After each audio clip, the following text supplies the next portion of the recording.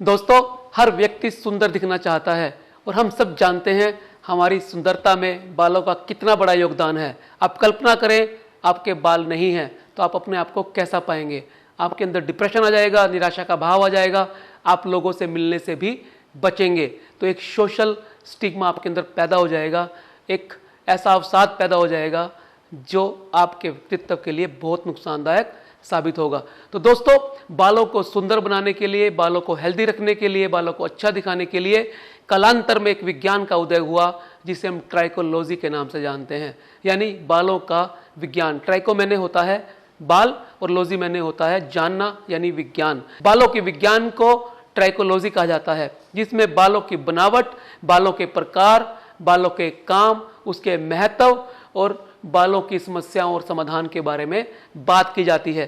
दोस्तों, आज हम ब्रीफ में इसी विज्ञान के बारे में जानेंगे और बालों के बारे में वो हर चीज़ जानेंगे जो आप जानना चाहते हैं, और इसको हम दोनों पर्सपेक्टिव से जानेंगे, एलोपैथिक और आयुर्वेदिक। दोस्तों, मॉडर्न साइंस ने बहुत काम किया है ट्राइकोलॉजी में, और उससे पहले कालांतर में आयुर्वेद के शास्त्रों में खजाना भरा पड़ा है जो आपके बालों को सुंदर और स्वस्थ बनाने के लिए काम करता है। ऐसी ऐसी हर्ब्स हैं जो आपके बालों की सुंदरता बनाने के लिए बहुत महत्वपूर्ण है। उन सब के बारे में जानेंगे।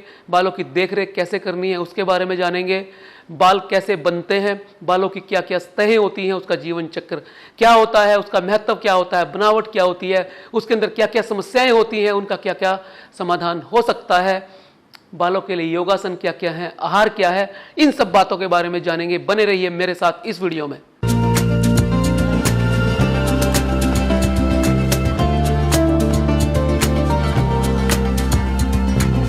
ह्यूमन हेयर, मनुष्य के बाल।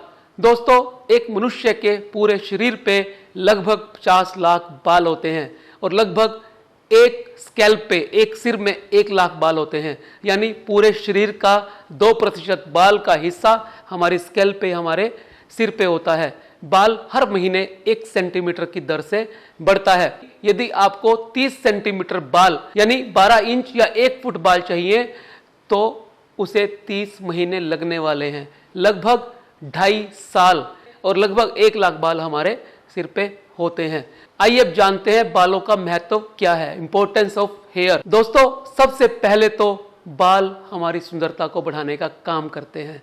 सबसे पहला, beauty enhances, hair enhances our beauty. हमारी सुंदरता को ये 4 चांद लगाते हैं। बालों के लिए बहुत से शेर लिखे जा चुके हैं, बालों के लिए बहुत सारे गाने बन चुके हैं और बालों के लिए बहुत सारी उपमाएं दी जाती हैं। सुंदरता का बालों से बखान किया जाता है। जिस तरह से सुंदर आंखें मनुष्य को लुभाती हैं, इसी तरह से सुंदर बाल भी मनुष्य को आकर्षित करते हैं। तो बालों का सुंदरता के साथ बहुत गहरा संबंध है। और दूसरा संबंध है हमारे स्वास्थ्य के साथ। दोस्तों, बाल हमारे स्वास्थ्य का बैरोमीटर है, इंडिकेटर है। यदि हमारे बाल स्वस्थ नहीं हैं, उनके अंदर ड्राइनेस है, फ्रिजीनेस है, रुके हैं और टूट रहे हैं, उनका टेक्सचर खराब है, उनका रंग बदल रहा है, उनके अंदर डैंड्रफ है, तो it shows that your health is not okay. आप एक स्वस्थ व्यक्ति नहीं है। आपके शरीर के अंदर कुछ ना कुछ ऐसा हो रहा है जो आपके बालों पे प्रतिलक्षित हो रहा है। आपके बाल खराब हो रहे हैं आपके अंदर के स्वास्थ्य के कारण, यानी आपका शरीर बीमार है तभी आपके बाल बीमार हैं। इसका अर्थ यह है कि बाल एक इंडिकेटर है आपके स्वास्थ्य का। आपके अंदर क्या हो रहा है वो दिखता है आपके बालों पर। यदि आपको एनीमिया है तो आपके बाल रूखे हो जाते हैं। यदि आपको कोई बुखार जैसे टाइफाइड या डेंगू हुआ है तो आपके बाल बेजान हो जाते हैं। तो दोस्तों, शरीर के अंदर क्या चल रहा है उसका फर्क हमारे बालों में पड़ता है। तो इसलिए बालों की इंपॉर्टेंस हमारे स्वास्थ्य के साथ भी जुड़ी है। और तीसरा इंपॉर्टेंट काम बालों का है फोरेंसिक साइंस में। जी हाँ दोस्तों, वही फोरेंसिक साइंस जो इन्वेस्टिगेशन करती है किसी भी घटना का, किसी भी घटना के तथ्यों को इकट्ठा करना हो, एविडेंस जुटाने हो, तो बाल एक इंपॉर्टेंट टूल साबित होता है। हमारे बालों से बहुत कुछ जाना जा सकता है, जीन से लेके घटनाओं के प्रकार तक, घटनाओं को कैसे अंजाम दिया गया था, उस समय घटनाओं की क्या स्थिति थी, बहुत कुछ बताने के लिए बाल जिम्मेदार होते हैं। दोस्तों, बात करते हैं बालों के काम के बारे में, यानी फंक्शंस ऑफ हेयर। बाल हमारे स्वास्थ्य का बैरोमीटर है। ये हमारे शरीर के तापमान को नियंत्रित करने के लिए काम करते हैं। हमारी स्कैल्प के बाल हमें बाह्य एनवायरनमेंट से बचाते हैं। हमारे शरीर के बाल डर की स्थिति में, उत्तेजना की स्थिति में, चिंता की स्थिति में खड़े हो जाते हैं, जिसे हम गूज बम्स कहते हैं, यानी हमें ये खतरों से भी आगाह करते हैं। इस तरह से आंखों के ऊपर के बाल यानी आईब्रो सीबम के या डस्ट के जाने से हमें बचाते हैं। हमारी पलकें बाह्य प्रदूषण से आंखों को रोकती हैं। हमारे नाक के बाल भी बाह्य चीज़ों को अंदर जाने से रोकते हैं। इसी तरह दोस्तों, हमारे शरीर के बाल नेचर ने हमें इसलिए दिए हैं, उनका कोई ना कोई फंक्शन है। तो सारे के सारे हमारे शरीर के बाल हमारे लिए बहुत ज़्यादा महत्व के हैं, बहुत ज़्यादा काम के हैं। दोस्तों, अब बात करते हैं बालों की बनावट की। हमारा बाल प्रोटीन से बना होता है। केराटिन नाम का प्रोटीन बालों को बनाने के लिए जिम्मेदार होता है। यदि इलेक्ट्रॉन माइक्रोस्कोप से बालों को काट के देखा जाए तो इसकी 3 लेयर यानी सतह होती हैं।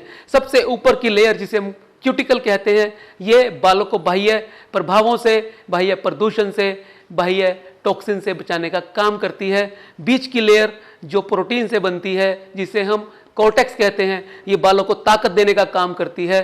और जो सबसे अंदर की लेयर होती है मेडुला, ये बालों के अंदर संचार का काम करती है। तो इस तरह बालों की इन 3 लेयर्स का अलग अलग काम होता है।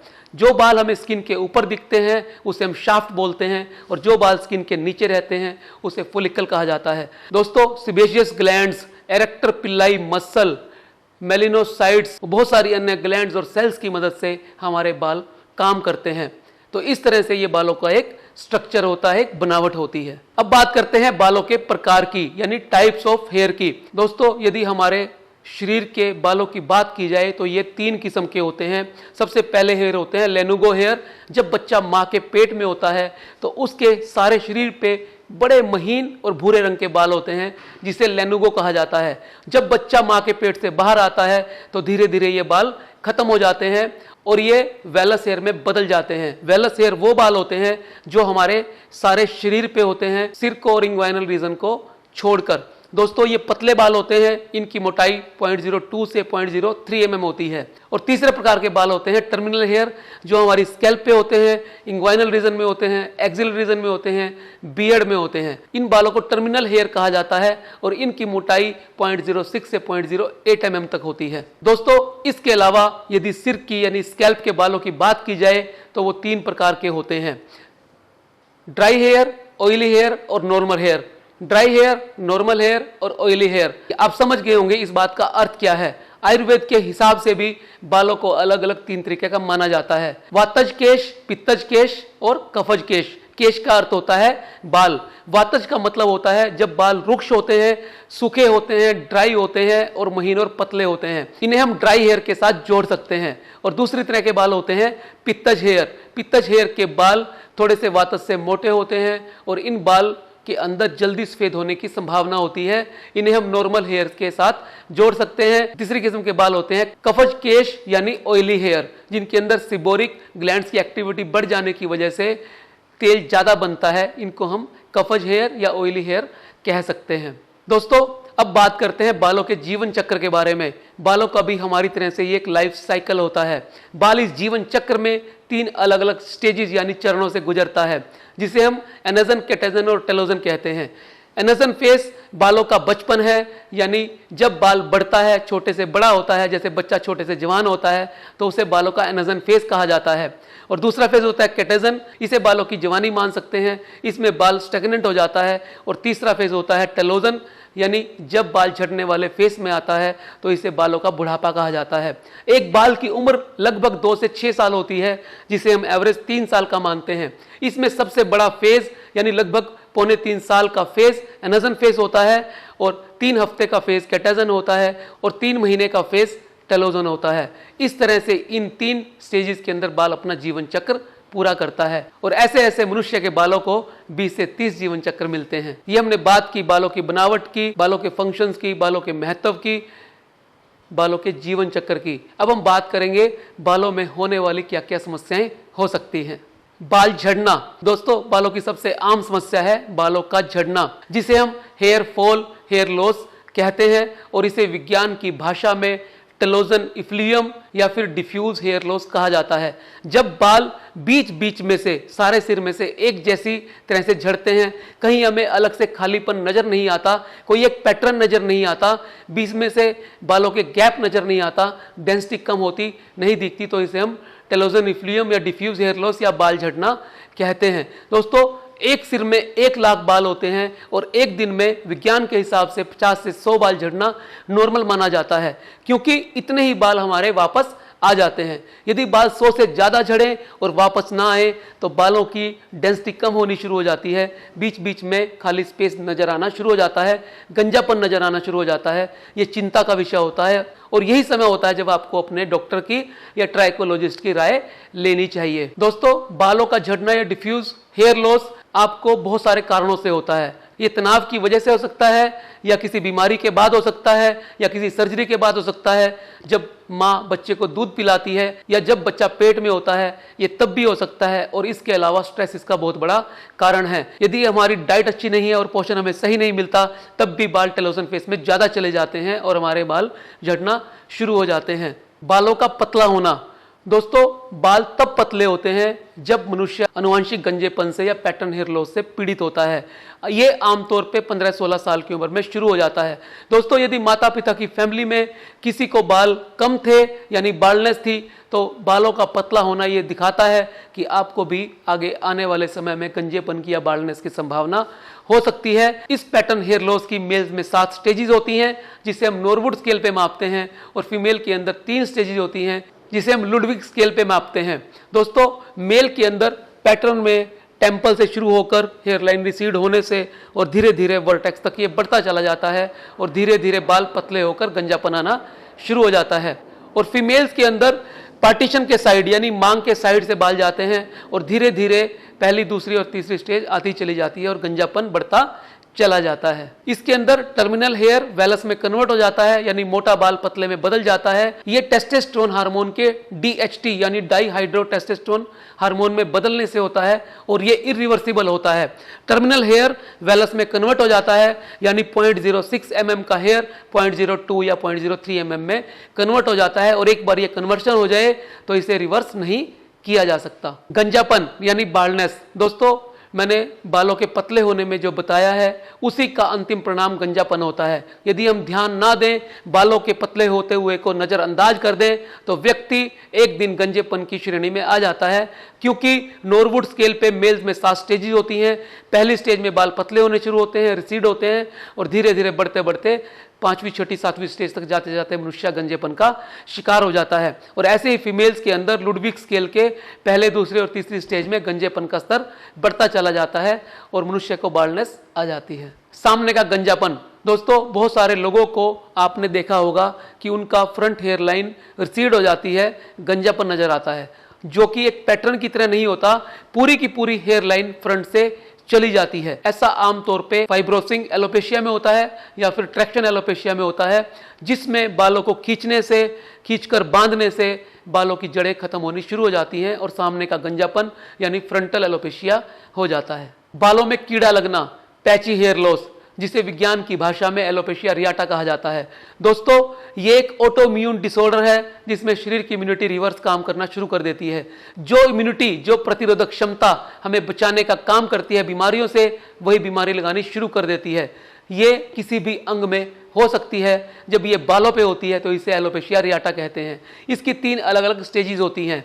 पहली स्टेज के अंदर पैच बनते हैं, छोटे छोटे गंजेपन के पैच हमें नजर आते हैं, और दूसरी स्टेज के अंदर, जिसे एलोपेशिया टोटलिस कहते हैं, पूरे सिर के बाल चले जाते हैं, और तीसरी स्टेज जिसे एलोपेशिया यूनिवर्सलिस कहते हैं, इसमें सिर के साथ साथ पूरी बॉडी इन्वॉल्व हो जाती है, सारे शरीर के बाल चले जाते हैं, बहुओं से, आईलैशेस से, दाढ़ी मूंछों से, इंग्वाइनल से, और बाकी बॉडी हेयर सब के सब चले जाते हैं। कई बार ये एलोपेशिया स्कारिंग भी हो जाता है, जिसके अंदर स्कार बन जाते हैं और स्किन प्लेन और चिकनी हो जाती है। ये बहुत सारी बीमारियों में हो सकता है, जैसे सोराइसिस के अंदर, एक्जिमा के अंदर, फोलिकुलाइटिस के अंदर, या फिर लाइचन प्लानोप्लेरिस के अंदर। तो यदि आपको स्कारिंग एलोपेशिया हो जाता है तो उस जगह के फोलिकल नष्ट हो जाते हैं और बाल आने की संभावना खत्म हो जाती है। बालों का सफेद होना, दोस्तों जब व्यक्ति की उम्र बढ़ती है तो बहुत सारे चेंजेस शरीर में होते हैं, जैसे घुटनों की ग्रीस कम हो जाना, आंखों से कम दिखना शुरू होना और बालों के अंदर सफेदी आना। दोस्तों बालों की सफेदी उम्र का एक प्रतीक मानी जाती है। यदि ये 35 साल से पहले आनी शुरू हो जाए और ज़्यादा प्रभावित करने लगे तो इसे प्री मैच्योर ग्रेइंग कहा जाता है, जो आजकल बहुत ज़्यादा देखने में मिल रही है। इसका कारण है हमारा लाइफस्टाइल, हमारा रहन सहन, हमारा खान पान, सेडेंटरी लाइफ और सोलिटरी लाइफ। दोस्तों जब व्यक्ति अकेला हो जाता है, तनाव में हो जाता है, अपनी मन की बात किसी से शेयर नहीं कर पाता, या ज़्यादा पोल्यूशन के गिरफ्त में रहता है, या ज़्यादा स्मोकिंग करता है, तो इन सब कारणों से प्री मैच्योर ग्रेइंग की संभावना बढ़ जाती है। मनुष्य के बाल सफ़ेद होने शुरू हो जाते हैं। इसके अंदर स्किन के नीचे रहने वाली मेलेनोसाइट सेल्स डीएक्टिवेट होना शुरू हो जाती हैं, कम मेलेनिन बनाती हैं, और जब मेलेनिन कम बनता है तो बालों में सफेदी का कारण बनता है। बालों में रूसी होना या डैंड्रफ होना, दोस्तों डैंड्रफ एक बड़ी आम समस्या है जो दुनिया के 800 करोड़ लोगों में से लगभग 400 करोड़ लोगों को कभी ना कभी उसके जीवन काल में अवश्य होती है। तो इतनी ज़्यादा मात्रा में होने वाली ये डैंड्रफ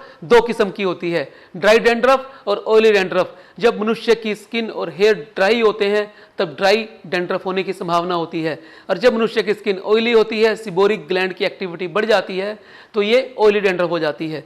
तो अपने लाइफस्टाइल में सुधार करके पूरी तरह से ठीक किया जा सकता है। बालों में पपड़ी बनना, दोस्तों जब सिबोरिक ग्लैंड्स एक्टिव हो जाती हैं, यानी सीबम ज़्यादा बनाने लगती हैं, जिसे हम नेचुरल ऑयल कहते हैं, तब ये ऑयल स्किन के ऊपर आकर लेयर बना देता है, जिसे फ्लेकिंग या स्केलिंग कहते हैं, और ये लेयर ऑयली डैंड्रफ के रूप में नजर आती है। स्कैल्प में रहने वाले फंगस के साथ मिलकर ये एग्रीवेट हो जाती है और बहुत ज़्यादा समस्या पैदा कर देती है।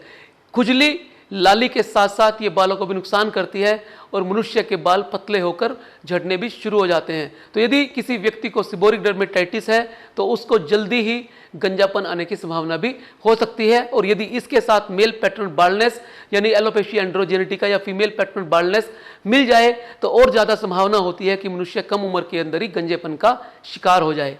बालों में फंगस लगना, फफूंदी लगना, जिसे हम विज्ञान की भाषा में टीनिया कपाइटिस कहते हैं।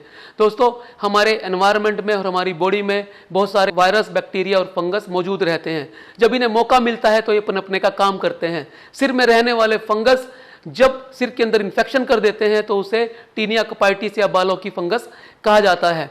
थोड़े से ध्यान से इसे पूरी तरह से ठीक किया जा सकता है। सिर में फुंसिया होना, जिसे हम फोलिकुलाइटिस कहते हैं। दोस्तों जहां से हेयर फॉलिकल निकलता है, यदि वहां किसी तरह की इन्फ्लेमेशन हो जाए, बैक्टीरियल इन्फॉर्मेशन या वायरल इन्फॉर्मेशन, तो उसे फोलिकुलाइटिस कहते हैं। ये फोलिकुलाइटिस पेनफुल होती हैं, इनके अंदर मवाद भर जाती है और ये मनुष्य को बहुत परेशान करती है। सिर में जुएं होना, दोस्तों हमारे सिर में बहुत सारे पैरासाइट्स रहते हैं जिन्हें हम पेडिकुलोसिस या लाइसिस कहते हैं। ये लीक और जुएं मनुष्य के खून पर आधारित होती हैं, उनसे अपना जीवन चलाती हैं। ये खून को चूसती हैं और सिर के अंदर खारिश, रेडनेस कर सकती हैं। दाढ़ी के बाल झड़ना, दोस्तों जिस तरह से हमारे सिर के बाल झड़ते हैं उस तरह से ही मनुष्य की दाढ़ी के बाल भी झड़ सकते हैं, जिसे एलोपेशिया बार्बी कहा जाता है। अनचाहे बाल, दोस्तों अक्सर लोग बालों से प्रेम करते हैं, लेकिन कुछ जगह के बाल ऐसे होते हैं जो मनुष्य के दुख का कारण भी बनते हैं, जैसे फीमेल्स के अंदर चेहरे पे बाल आना, जिसे हम अनवांटेड हेयर या विज्ञान की भाषा में हिर्सुटिज्म कहते हैं। ये बाल इडियोपैथिक भी होते हैं, यानी इसका कोई कारण नहीं होता, और ये बाल किसी हार्मोनल डिसऑर्डर की वजह से भी हो सकते हैं, जैसे PCOD, polycystic ovarian syndrome, polycystic ovarian disorder या पॉलीसिस्टिक ओवेरियन सिंड्रोम। दोस्तों महिलाओं के अंदर ओवरीज में कुछ सिस्ट बन जाती हैं और इन सिस्ट से टेस्टोस्टेरोन हार्मोन रिलीज होता है, जिसके प्रभाव में इस तरह के बाल आ जाते हैं। महिलाओं में इससे वजन बढ़ना शुरू हो जाता है, आवाज़ भारी हो जाती है और चेहरे पर बाल आ जाते हैं। अपने ही बालों को खींचना, दोस्तों बालों की एक बीमारी होती है जिसे हम ट्राइकोटिलोमेनिया कहते हैं। इसके अंदर मनुष्य अपने ही बालों को खींचना शुरू कर देता है। इसको कुछ दवाइयों और काउंसलिंग के माध्यम से ठीक किया जा सकता है। बाल दोमुहे होना, दोस्तों जब बालों को पोषण नहीं मिल पाता या बालों को प्रॉपर हाइड्रेशन नहीं मिल पाती तो बाल सूखे हो जाते हैं, ड्राई हो जाते हैं, बाइपोलर हो जाते हैं और बीच में से फटने लगते हैं, और डिस्टल एंड से यानी बाल के अंत से ये दो हिस्सों में बढ़ जाते हैं, जिसे स्प्लिट हेयर कहते हैं। यदि लगातार ट्रिमिंग कराई जाए और बालों को पूरा पोषण और पानी दिया जाए तो इन स्प्लिट एंड से बचा जा सकता है। दोस्तों ये थी बालों की कॉमन बीमारियां जो हमें अमूमन देखने में मिलती हैं। अब बात करते हैं इन बालों की बीमारियों की जांच आपका डॉक्टर करता कैसे है। सबसे पहले पुल टेस्ट। दोस्तों ये एक ऐसा टेस्ट है जिसे आप घर में ही कर सकते हैं और जान सकते हैं कि आपको बालों की कोई समस्या है या नहीं। इसके अंदर आपको 20 से 30 बाल अपने वर्टेक्स से हाथ में लेकर खींचने हैं। यदि बाल हाथ में एक या उससे ज्यादा आता है तो इसका अर्थ यह है टेलोजन फेस में बाल ज्यादा हैं। आमतौर पे टेलोजन फेस में बाल 10% होने चाहिए। यदि एक सिर में 1 लाख बाल हैं तो 10,000 बाल टेलोजन फेस में होने चाहिए। यदि ये बढ़ के 20,000 से 30,000 हो जाते हैं तो इसे टेलोजन इफ्लियम कहते हैं। 80 रेशो से इसे डिनोट किया जाता है। ए मैंने एनाजन, टी मैंने टेलोजन, और आमतौर पे ये रेशो 90-10 होती है जो टेलोजन इफ्लियम में बढ़ के 80-20 या 70-30 हो सकती है। दोस्तों दूसरा टेस्ट है टग टेस्ट। टग टेस्ट के अंदर आपको अपने हाथों में बाल लेके उन्हें तोड़ने की कोशिश करनी है। यदि इस टग टेस्ट में आपका एक या ज्यादा बाल टूट जाते हैं तो इसका अर्थ यह है कि आपके बालों को पोषण कम मिल रहा है, आपके बालों में प्रोटीन की कमी है। दोस्तों एक होता है ट्राइकोस्कोपी टेस्ट। ट्राइको मैंने होता है बाल और स्कोपी मैंने होता है टू इन्वेस्टिगेट। बालों को जांच करने का एक शानदार टेस्ट है जिसे ट्राइकोलॉजिस्ट यानी बालों के डॉक्टर के लिए एक बहुत शानदार टूल माना जाता है। इस ट्राइकोस्कोपी टेस्ट से आपके डॉक्टर को बहुत सारी चीजें जानने में हेल्प मिलती है। कहीं कोई जेनेटिक डिफॉर्मिटी तो नहीं है, बालों के अंदर कौन सी बीमारी है, कब से है और कैसे पैदा हुई है, बालों की थिकनेस कितनी है, बालों की डेंसिटी कितनी है और बाल कौन से फेज में है, ये सारी बातें आपके ट्राइकोलॉजिस्ट को ये ट्राइकोस्कोपी टेस्ट बताता है। दोस्तों बहुत सारे ब्लड इन्वेस्टिगेशन ऐसे होते हैं जो आपकी शरीर के बारे में डॉक्टर को बहुत सारी जानकारियां देते हैं। तो आपका डॉक्टर आपके ब्लड टेस्ट भी करवा सकता है जिसके अंदर blood sugar, CBC, LFT, KFT, hormonal profile इत्यादि टेस्ट होते हैं। अल्ट्रासाउंड। दोस्तों पीसीओएस या पीसीओडी को डायग्नोज करने के लिए अल्ट्रासाउंड की मदद की आवश्यकता होती है जिससे ये जानने में हेल्प मिले कि जो अनवांटेड हेयर आपके चेहरे पर आ रहे हैं वो किसी सिस्ट की वजह से हैं या किसी इडियोपैथिक कारण से हैं। बायोप्सी। दोस्तों जब स्कारिंग एलोपेशिया होना शुरू हो जाता है लाइचन प्लेनोप्लेरिस या किसी और कारण से, तब बायोप्सी टेस्ट से हेल्प मिलती है कि किस कारण से स्कारिंग एलोपेशिया की शुरुआत हुई है। दोस्तों ये थी वो सारी टेक्निक और इन्वेस्टिगेशंस जो इवेल्युएट करती हैं आपकी बालों की बीमारियों को। अब हम बात करते हैं ट्रीटमेंट के बारे में। आपकी इन बालों की समस्याओं को किस तरह से आपका डॉक्टर ठीक करता है। सबसे पहले मेडिसिन्स। दोस्तों हर डॉक्टर की कोशिश ये होती है कि सबसे पहले आपको ठीक करने के लिए वो दवाइयों का सहारा ले, उसके बाद ही वो किसी प्रोसीजर को रिकमेंड करे। दोस्तों वैसे तो हर पैथी के अंदर हर बीमारी का इलाज मौजूद है, चाहे वो बालों की बीमारियां ही क्यों ना हो। एलोपैथिक, होम्योपैथिक, नेचर केयर और आयुर्वेदा, हर तरीके से आप बालों की बीमारियों को ठीक कर सकते हैं। आयुर्वेद के अंदर एक ऐसा खजाना छुपा पड़ा है जिसमें से बहुत सारी हर्ब से बहुत सारी दवाइयां बनाई जाती हैं जिसे आयुर्वेदिक मेडिसिन कहा जाता है। इन आयुर्वेदिक मेडिसिन, हर्बल मेडिसिन के द्वारा आप बालों की ज्यादातर बीमारियों को ठीक कर सकते हैं। आप निदान प्रवर्जन करके यानी पथ्य अपथ्य का ध्यान रख के किन कारणों से बीमारियां पैदा हुई हैं उनको दूर करके और इन आयुर्वेदिक औषधियों के द्वारा पेशेंट की बीमारी को जड़ से खत्म कर सकते हैं। दोस्तों उसके बाद आती है थेरेपीज। जब आपके चिकित्सक को लगता है कि दवाइयों के साथ कोई थेरेपी हेल्प कर सकती है तब आपको वो रिकमेंड कर सकता है। पीआरपी थेरेपी, जीएफसी थेरेपी या फिर एचआरपी थेरेपी। पीआरपी थेरेपी का अर्थ ही है प्लेटलेट रिच प्लाज्मा थेरेपी।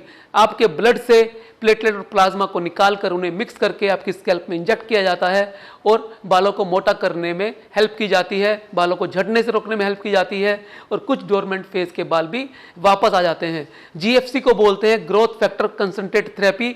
ये पीआरपी की एडवांस थेरेपी है। इसके अंदर भी पीआरपी की तरह से ब्लड लेकर सेंट्रीफ्यूज करके प्लेटलेट प्लाज्मा निकाल के और स्टेम सेल्स यानी ग्रोथ फैक्टर्स के साथ मिक्स करके इंजेक्ट किया जाता है जो बालों को लाने में हेल्पफुल होता है।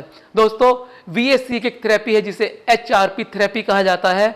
एचआरपी का अर्थ है hair repair and protective therapy. ये थेरेपी आपको बालों को रेजुविनेट करती है, आपको बालों को नई ताकत देती है, उनमें शाइनिंग ले आती है और आपके बालों को सुंदर दिखाने में काम करती है। दोस्तों जब बालों की जड़ें खत्म हो जाती हैं तब हमारे पास दो ही विकल्प मौजूद होते हैं। पहला है हेयर पैच या विग जिसे हम टेम्परेरी हेयर सोल्यूशन कहते हैं, जिसके अंदर आपके बालों के हिसाब से, आपके बालों के टेक्सचर के हिसाब से साइज लेकर आपके बालों के लिए पैच बना दिया जाता है। तो यदि आपके सिर पे कोई भी बाल नहीं है, जैसे आमतौर पे कीमोथेरेपी के बाद हो जाता है, सिर के सारे बाल निकल जाते हैं, तब आपको विग रेकमेंड की जाती है जो आपके पूरे सिर को कवर कर लेती है। और बालों का परमानेंट सोल्यूशन होता है हेयर ट्रांसप्लांट जिसकी दो विधियां होती हैं, FUE और FUT। FUT follicular unit transplant method, जो एक पुराना तरीका है जिसके अंदर स्टिप निकाली जाती है और एक एक ग्राफ्ट को काट के जहां पर जरूरत है वहां पर लगा दिया जाता है। और FUE में सिंगल ग्राफ्ट निकाला जाता है और डोनर एरिया से उसे निकालकर रिसिपिएंट एरिया में लगा दिया जाता है। ये एक लेटेस्ट तकनीक है और बहुत ही शानदार तकनीक है।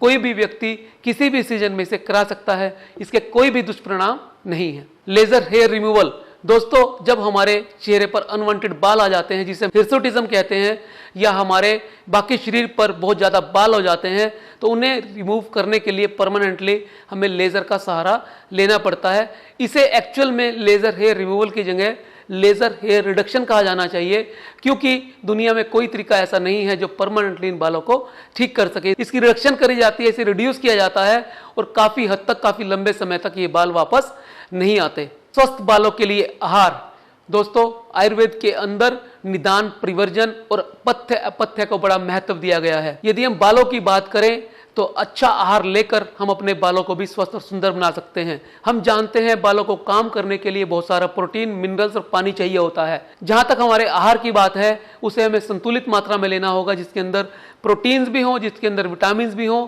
और मिनरल्स भी हों। दोस्तों खूब सारी हरी सब्जी और फाइबर खाइए, थोड़ा सा ड्राई फ्रूट शामिल कीजिए, जिसमें 1 अखरोट और 10 बादाम हो सकते हैं। अब बालों की इन्फ्लामेशन को दूर करने के लिए और बालों को पतला होने से रोकने के लिए मीठे का कम से कम प्रयोग करिए। एक स्टडी में यह पाया गया है कि मीठा आपके बालों को पतला करता है और तेजी से झड़ने में काम करता है। तो इसलिए ऑयली, स्पाइसी, मीठा फास्ट फूड से बचिए, फाइबर ज़्यादा खाइए, नींद अच्छी लीजिए और 7 से 8 गिलास पानी का सेवन करिए। और यदि आपको तनाव है तो थोड़ा सा ध्यान करिए। इन चीज़ों से ही 50% बीमारियों को आप अपने आप ही घर बैठे दूर कर सकते हैं। स्वस्थ बालों के लिए योग, योगा फॉर हेल्दी हेयर्स। दोस्तों हमारे जीवन में एक्सरसाइज का, योग का, ध्यान का बहुत महत्व है। यदि हम चाहते हैं अपने बालों को स्वस्थ रखना तो 30 मिनट की एक्सरसाइज और कुछ योगासन इसके लिए बहुत महत्वपूर्ण हो सकते हैं। प्राणायाम की बात करें तो कपालभाति प्राणायाम बालों के लिए बहुत अच्छा माना जाता है। 10 से 15 मिनट आप नियमित डेली कपालभाति करिए। और जहां तक आसनों की बात है, उसमें सर्वांगासन, बालासन, अधोमुखासन, शीर्षासन, वज्रासन, उत्तानासन और मत्स्य आसन इंपॉर्टेंट हैं। दोस्तों यदि आप नियमित इन आसनों को करेंगे तो आप बालों की बहुत सारी बीमारियों से बच जाएंगे। दोस्तों ये थे टिप्स आहार, विहार, योगा हमारे बालों के लिए। अब बात करते हैं VSCA हेयर के बारे में। VSCA हेयर क्लिनिक क्यों? दोस्तों बालों की समस्याओं से निजात पाने के लिए सन 2000 में VSCA ने कदम उठाया, बालों की बीमारियों को दूर करने के लिए और भारत को बालों की बीमारियों से मुक्त करने वाला देश बनाने के लिए। और इसी उद्देश्य को लेकर हमने VSCA को बालों के लिए समर्पित एक संस्थान बनाने का फैसला किया। दोस्तों VSCA को 1928 से ये श्रेय प्राप्त है कि वो आयुर्वेदा के क्षेत्र में अपनी सेवाएं दे रहा है। दोस्तों VSCA ने आयुर्वेद के समुंदर से उन जड़ी बूटियों को निकाला है, उस खजाने को निकाला है जो आपके बालों को एक नया जीवन प्रदान कर सकती हैं, जो आपके बालों को रेज्यूवनेट कर सकती हैं, जो आपको आपके बालों की समस्याओं से निजात दिला सकती हैं। VSCA के पास उन सब बीमारियों का इलाज मौजूद है जो आपके बालों के लिए, आपके बालों के स्वास्थ्य के लिए जरूरी है, आपके बालों की हर बीमारी को दूर करने के लिए जरूरी है। एक बात और खास है, वो ये कि VSCA ने आयुर्वेदा के साथ साथ मॉडर्न टेक्नोलॉजीज को और मॉडर्न साइंस को भी अपने साथ जोड़ा है। आधुनिक चिकित्सा से भी हमने अपने यहाँ चीजें ली हैं। तो प्राचीन ज्ञान और आधुनिक विज्ञान को मिलाकर हमने VSCA हेयर क्लिनिक के रूप में एक ऐसा संस्थान तैयार किया है जो बालों की बीमारियों को दूर करने के लिए एक मिशन की तरह से काम कर रहा है।